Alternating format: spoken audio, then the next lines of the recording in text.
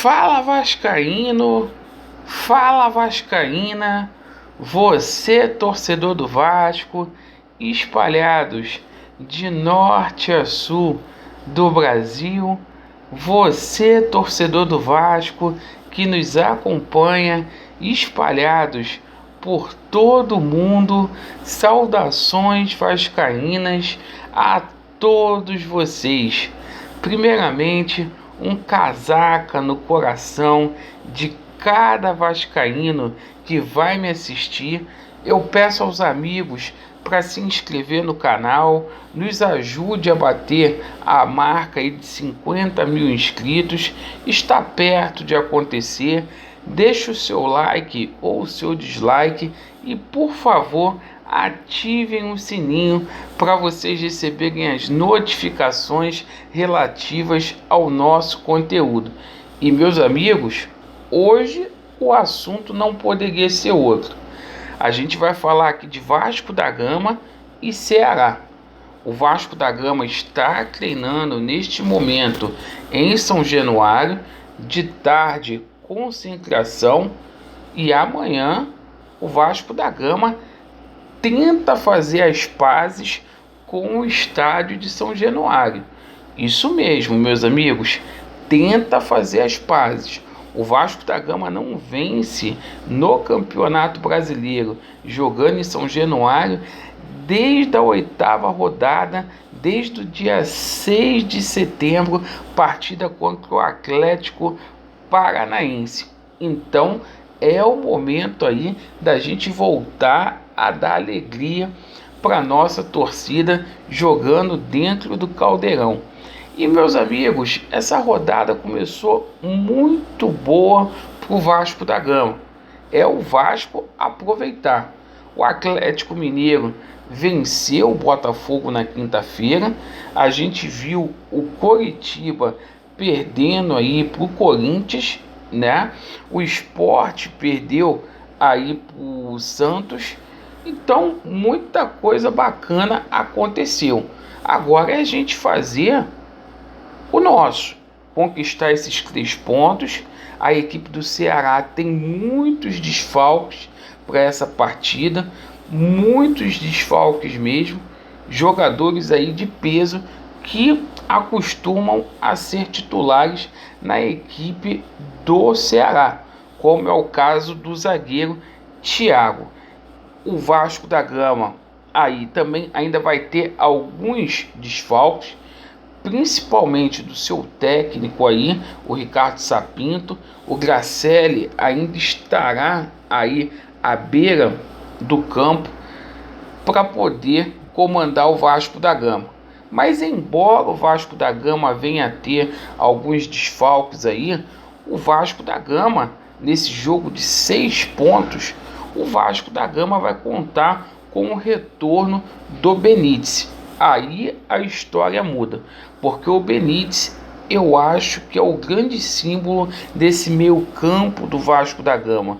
O Benítez, ele é o principal destaque do Vasco da Gama. Uma coisa é esse time do Vasco da Gama com o Benítez, outra coisa é sem o Benítez. Porque quando o Benítez joga, fica aquela ansiedade, né? Fica aquele estímulo de que a bola pode chegar a Germancano. E a bola, quando chega lá para a máquina de fazer gols, ele guarda. Germancano, que é a nossa esperança de gols para essa próxima partida. Cano, que tem 20 gols, é isso mesmo, meus amigos, 20 gols durante o ano de 2020. E foi uma bela contratação que o Vasco fez, sem dúvida nenhuma. Eu fico imaginando o Vasco da Gama sem Germancano nesse ano de 2020. Então, com os argentinos em campo, a gente tende a melhorar muito. E conforme eu falei anteriormente, jogo de 6 pontos. O Vasco está com 24, na 17ª colocação, ali na zona do rebaixamento, enquanto o Ceará está ali na 15ª colocação com 26 pontos. O Vasco venceu essa partida, o Vasco da Gama já vai ficar ali na 14ª posição. Então é um salto gigante que o Vasco da Gama pode dar aí na tabela, né? Lá atrás, o sistema defensivo será aquele com 3 zagueiros, um sistema defensivo que está dando retorno para o Vasco, que tem dado ao Vasco da Gama aí mais sustentabilidade, e o Vasco melhorou muito na parte defensiva.